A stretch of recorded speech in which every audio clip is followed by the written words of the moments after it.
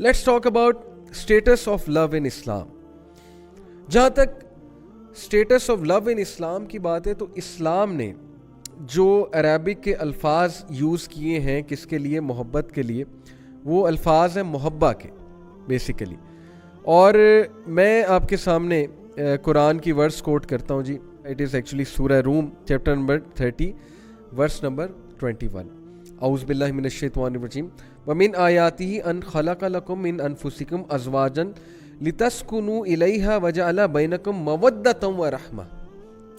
जो word use हुआ है मैंने मोहब्बा कहा. जो वर्ड यूज़ हुआ है इस्लाम में, कुरान में मोहब्बत के लिए, ट्रू लव के लिए, दैट इज़ मवद्दा, और रहमा के साथ इसको जोड़ा गया है.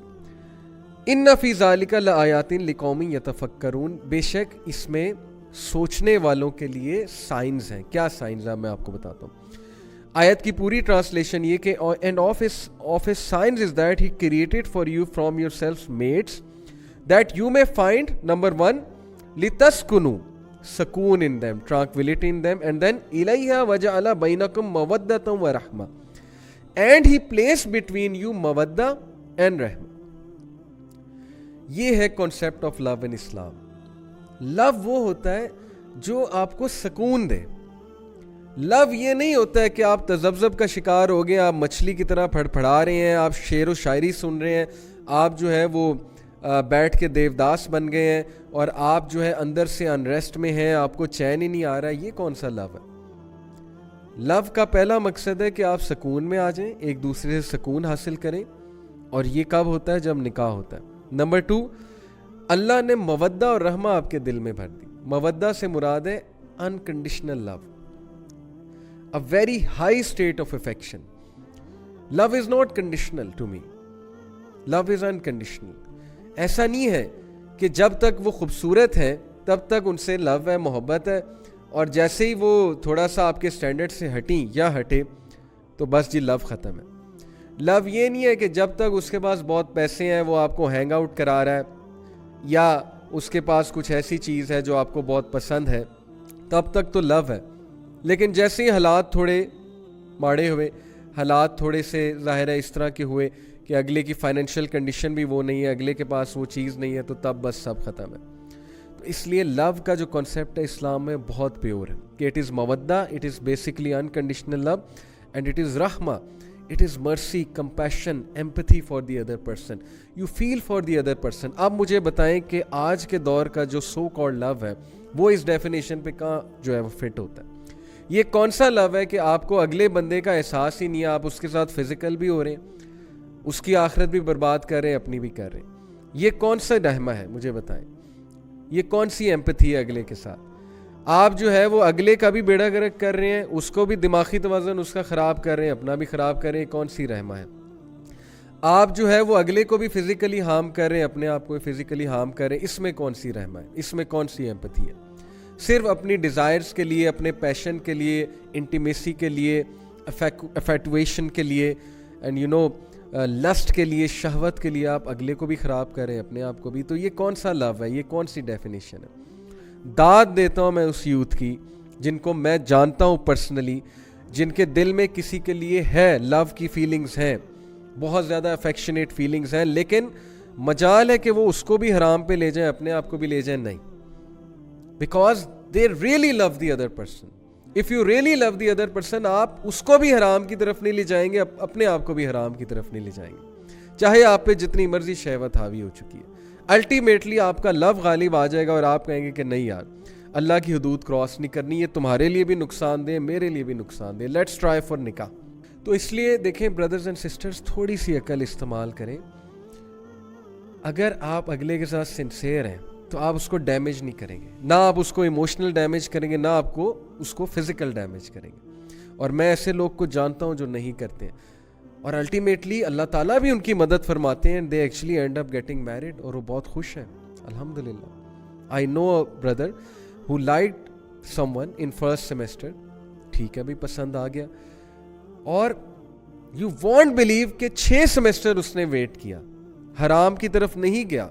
थोड़ी बहुत बातचीत स्टार्ट हो गई, उसने रियलाइज़ किया, खातून ने भी रियलाइज़ किया कि नहीं this is not good for us. عمرہ کرنے گیا, اس نے عمرہ میں اللہ سے دعا کی, اللہ سے کہا اللہ میں سمجھتا ہوں کہ مجھے یہ پسند ہے, یہاں پہ میری شادی کرا دیں, مجھے ان کو میری قسمت میں لکھ دیں, جو بھی دعائیں ہوتی ہیں. اور ماشاءاللہ ان کا نکاح ہوا 7 سیمسٹر میں جا کے, اور اس کے بعد ڈگری جب ہو گئی تو ان کی شادی کر دی پیرنٹس نے.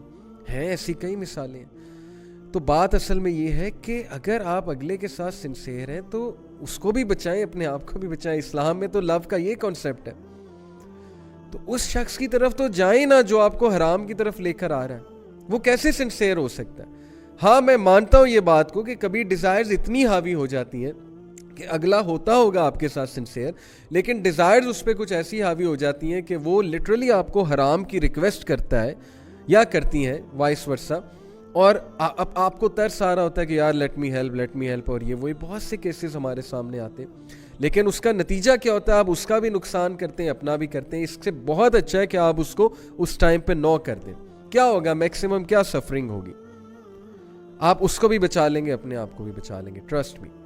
تو اسلام میں محبت کا کنسیپٹ ہے کہ رحمہ, مودہ, انکنڈیشنل مرسی, compassion, empathy, being sincere with the other person, and سکون دینا چاہیے ایک دوسرے کو. یہ محبت ہے, اور یہ نکاح کے بعد یہ پرپزز جو ہے وہ صحیح میں فلفل ہوتے ہیں. اس سے پہلے کون سی محبت ہے؟ اس سے پہلے یوزلی انفیٹویشن ہوتا ہے, لسٹ ہوتا ہے. سو موونگ آن, نبی صلی اللہ علیہ وسلم کی ایک حدیث آپ کو سناتا ہوں.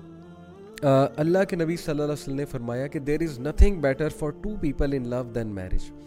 تو یس, اسلام اس بات کی قدر کرتا ہے, انسانی جذبات کی قدر کرتا ہے کہ آپ کو کوئی پسند آ گیا ہے, لیکن اسلام یہ کہتا ہے کہ اسے حلال طریقے سے فالو کرو, اگلے پہ بھی رحم کرو, اپنے آپ پہ بھی رحم کرو, نکاح کی طرف جاؤ.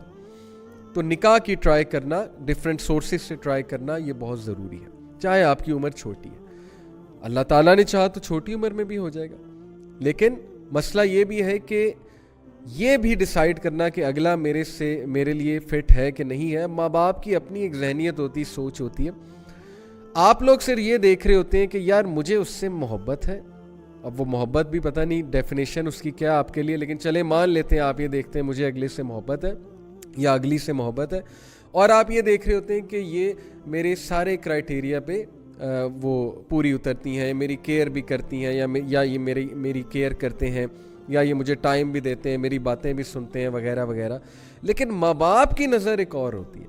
وہ دیکھ رہے ہوتے ہیں بڑے اینگل سے کہ یار دونوں خاندان آپس میں چل سکتے ہیں کہ نہیں چل سکتے. انہیں وہ پرابلمز, وہ مسائل پتہ ہوتے ہیں ہماری سوسائٹی کے جو آپ ابھی نہیں دیکھ سکتے, جو آپ کو ابھی نہیں سمجھ آ سکتے. اس لیے ماں باپ کو بالکل ہی سائڈ پہ کر کے یہ کہنا کہ نہیں میں نے کرنا ہی یہاں پہ ہے, میں نے جو مرضی آپ کر لیں, میں تو بس یہیں جاؤں گا یا جاؤں گی. تو most of them I have seen ending up in divorces یا ending up in depression when they come to know after marriage کہ یار واقعی مسئلے تو بہت ہیں. وہ جو شادی سے پہلے کی شعر و شاعری اور گانے گانا اور ایک دوسرے کی کیئر کرنا, وہ سب نکل جاتا ہے شادی کے بعد, جب پریکٹیکل لائف میں بندہ آتا ہے. پریکٹیکل لائف میں اگر کوئی چیز ہیلپ کرتی ہے تو وہ یہی 3 چیزیں ہیں, مودہ, کمپیشن, مرسی, اور پھر ایک دوسرے کو سکون دینا. اس لیے ڈیسیشن لیتے ہوئے بھی بہت عقل مندی کا مظاہرہ کریں, اور یہ عقل مندی ہر کوئی نہیں دکھاتا ہے, کیونکہ جب بندہ اس اسٹیٹ میں ہوتا ہے تو اس کو سمجھ کوئی نہیں آتی. آپ جتنی مرضی سینس اس میں پٹ کرنے کی کوشش کریں تو اللہ سے دعا کریں کہ اس میں کچھ سینس آ جائے اور اس کو سمجھ آ جائے کہ یار جس سے میں شادی کرنے جا رہا ہوں میں نے ہر اینگل سے دیکھنا ہے کہ کیا ہر اینگل سے یہ معاملہ میرے لیے ٹھیک ہے. صرف یہ نہیں کہ مجھے پسند ہے اور بس لیٹس گو فار اٹ, یہ تو بیوقوفانہ ایک سوچ ہے نا. So this does not suit a مومن. مومن عقل مند ہوتا ہے. رسول اللہ صلی اللہ علیہ وسلم نے کہا مومن جو ہے وہ بہت عقل مند ہوتا ہے, عقل سے کام لیتا. سو اسلام میں کانسیپٹ میں نے آپ کو بتایا.